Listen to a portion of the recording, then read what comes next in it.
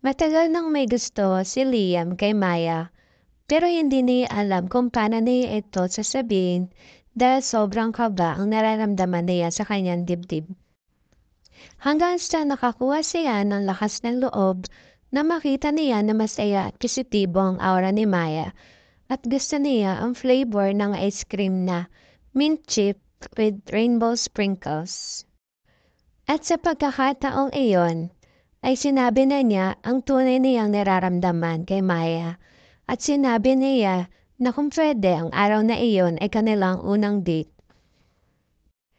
Nagulat si Maya sa ipinagtapat ni Liam sa kanya dahil hindi niya akalain na may nararamdaman pala ito sa kanya.